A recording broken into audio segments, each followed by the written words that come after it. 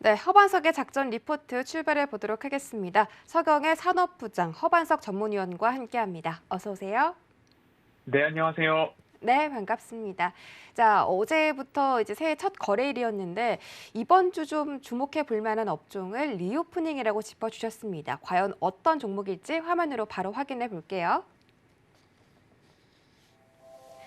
네, 오늘의 종목 리포트 방역 패스는 또 다른 기회다라고 적어주셨습니다. 어제 유통주를 위주로 설명을 해주셨는데 이제 백화점이나 대형 마트까지 방역 패스가 적용된다고 하면서 좀 논란이 있었습니다. 앞으로 위드 코로나냐 아니면 포스트 코로나냐 이 두 가지 부분에 따라서 종목들이 좀 방향이 엇갈릴 거라고 생각이 들거든요. 오늘 어떤 종목 준비해 주셨을까요?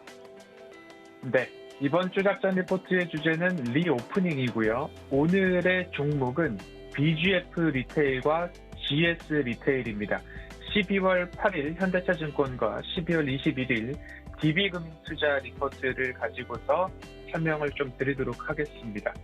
리오프닝 관련된 키워드를 어제 정리를 좀 드렸죠. 백신, 치료제, 그리고 소비, 여행, 레저까지, 그리고 유통, 음식료, 화장품까지 좀 나눌 수 있을 것 같습니다.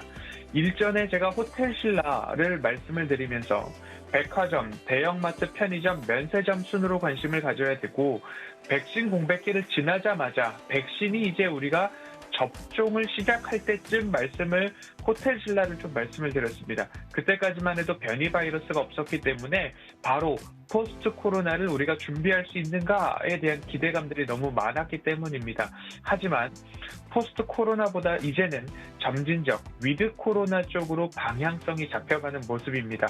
델타 변이, 오미크론 변이 등 당장 재개할 여건은 아닌 것으로 우리는 좀 받아들이고 있고, 국내적 상황만 본다 하더라도 위드 코로나 그리고 일상으로의 회복을 진행하다가 너무 확산세가 가파르자 다시 단계적 일상 회복, 사회적 거리 두기로 좀 돌아간 모습입니다. 하지만 현 국면에서는 경구용 치료제가 국내에도 1월 중에 보급될 것으로 전망이 되고 있는 만큼 이제는 게임 체인저가 될지 이스라엘이나 미국 등 추이를 좀 지켜볼 필요가 있겠다라는 생각이 들고요.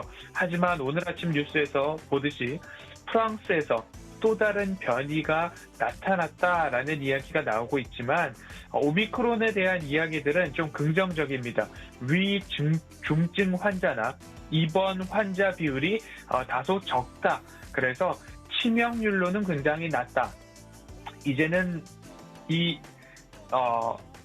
바이러스에 대한 부분들이 확진자가 증가하느냐 보다도 오히려 입원 환자 비율이나 위중증 환자가 얼만큼 가파르게 나오느냐, 이 부분으로 초점이 맞춰져 있는 만큼 22년 하반기 이후에 해외여행에 대한 전망이 있기 때문에 백화점, 그리고 대형마트, 편의점, 면세점, 이 순서대로 투자자의 시선들이 좀 옮겨가지 않을까라는 말씀을 좀 드리도록 하겠습니다. 그리고 우리가 보고 있는 것 중에 하나는 오미크론의 재확산, 새로운 거리두기, 어제부터 적용되고 있는 방역 패스라는 부분에 좀 화두가 있습니다. 2차 접종 후 180일 정도의 유효기간이 적용이 되고 3차 접종을 하게 될 경우에는 접종 당일부터 방역 패스 효력이 인정된다라고 합니다. 식당, 카페, 음식점은 물론 다중이용시설 17종이 포함이 되었는데, 오늘 제가 방점을 두고 있는 부분은 상점, 마트, 백화점의 방역 패스가 적용이 될 텐데 3,000제곱미터 이상의 대규모 상점, 마트, 백화점에 적용이 된다라는 부분입니다. 건강상의 이유로 1차, 2차 접종에서 부작용으로 인해서 고생하신 분들은 방역 패스에 대해서 나는 어떻게 하지라는 고민들이 많으실 텐데요. 저를 비롯한 크게 부작용이 없었던 분들은 방역 패스에 대한 적용과 3차 백신 접종은 필수적으로 해야 하는 현재 상황입니다. 방점을 다시 한번 말씀드리자면 3,000제곱미터 이상의 상점, 마트, 백화점이 방역 패스의 적용 대상입니다. 그리고 혼자 밥을 먹기도, 이제는 혼자 쇼핑을 하기도 제한되는 상황 속에서 3,000제곱미터 미만의 업종이 주로 편의점, 리테일이 되기 때문에 수혜가 될 수도 있겠다라는 투자 아이디어를 오늘 공유드리려고 합니다. 지근거리에 있는 다양한 편의점들, 결국 라스트 마일이죠. 우리 집까지 오기 가장 마지막 관문, 편의점에 대한 부분들, 당연히 오고야 말 주가 상승, 저평가 구간에서 다시 한번 눈여겨보아야 된다라는 말씀으로 오늘은 리테일, BGF 리테일과 GS 리테일 말씀드리도록 하겠습니다. 네, 반드시 오고야 말 리오프닝이라고 해서 오늘의 종목은 바로 BGF 리테일 그리고 GS 리테일이었습니다. 작년 허반석의 작전 리포트 시간에서도 몇 번 소개를 해드린 종목인데 앞으로 위드 코로나든 포스트 코로나든 수혜를 받을 수 있는 업종이고요. 방역 패스와 관련해서 1인 미접종자는 이제 대형마트를 방문할 수 없게 되니까 편의점이 오히려 수혜를 받을 것이다라고 발상을 전환해서 좀 그런 전망을 말씀해 주셨습니다. 자, 이제 BGF 리테일과 GS 리테일에 대한 구체적인 대응 전략도 세워주시죠. 네, 먼저 BGF 리테일 살펴보도록 하겠습니다. 국내 1위 사업자입니다. 그리고 4분기 거리두기 완화에 따라서 긍정적인 영업 환경을 기대할 수도 있겠다라는 리포트들이 11월 말 12월 초 다들 좀 많이 나왔습니다. 하지만 오미크론 확산세가 부담감으로 작용을 하고 거리두기를 다시 시행한다라는 입장에서 이러한 편의점, 마트 리오프닝과 관련된 부분들의 주가 하락이 발생을 했습니다. 하지만 부담감은 있지만 업황을 훼손할 정도는 아닌 것으로 이제 다시 이야기들이 나오고 있습니다. 실적을 본다면 3분기는 매출액 1조 8,300억 원을 돌파를 하면서 전년 동기 대비 9%의 성장성, 영업이익은 695억 원을 기록을 하면서 전년 동기 대비 9%의 성장을 보였습니다. 4분기 매출액은 1조 6,980억 원을 넘으면서 전년 동기 대비 9.1%의 성장, 영업이익은 442억 원으로 전년 동기 대비 24% 기저효과를 반영해서 전망이 좀 되고 있습니다. 전 분기 대비로도 여전히 양호한 실적을 기록하고 있고 사회적 거리두기가 지속되고 있음에도 불구하고 재난지원금 지급 효과가 3분기에 반영된 그러한 영향을 3분기까지 좀 봤습니다. 영업이익률도 전년 동기와 유사한 3.6% 정도를 기록을 하고 있고 4분기에도 2.6%를 영업이익을 기록을 하면서 전년 동기 대비 0.3%포인트 개선되는 모습들을 꾸준하게 보여주고 있습니다.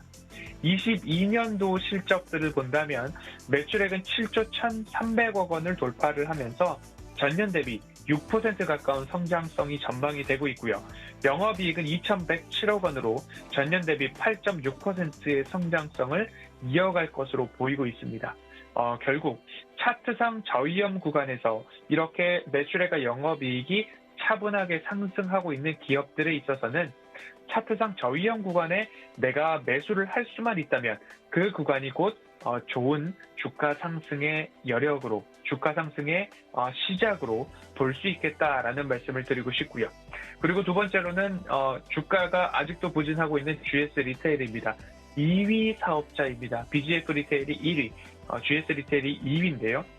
CU 같은 경우에는 편의점이 14,923곳, 그리고 GS25 같은 경우에는 14,688곳, 이렇게 좀 차이가 많이 나지 않습니다. 심지어 2019년도에는 GS25가 점포수 기준으로는 1위 사업자였으나 19년을 제외한 나머지 부분은 모두 다 CU가 줄곧 1위 사업자의 지위를 유지하고 있습니다.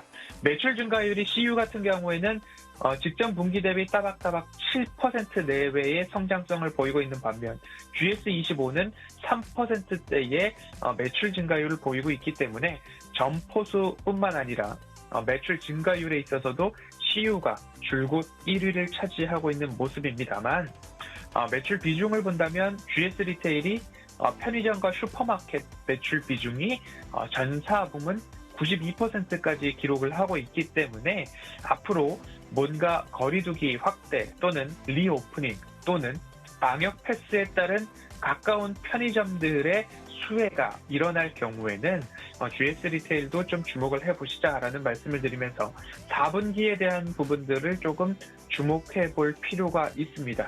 왜냐하면 홈쇼핑과의 합병이 완료되었기 때문입니다. 그래서 4분기 연결 기준 매출액은 전년 동기 대비 18% 증가할 전망이고요. 영업이익은 156% 정도 성장할 전망입니다. 홈쇼핑을 제외하더라도 영업이익은 32%대 성장이 전망되고 있기 때문에 이 부분들을 감안해 본다면 GS 리테일은 합병이 완료되었기 때문에, 그리고 요기요 같은 합병 시너지 효과가 동반될 전망입니다. 그래서 사업부 간 포트폴리오 다각화에 대한 시너지가 이제 나와야 된다.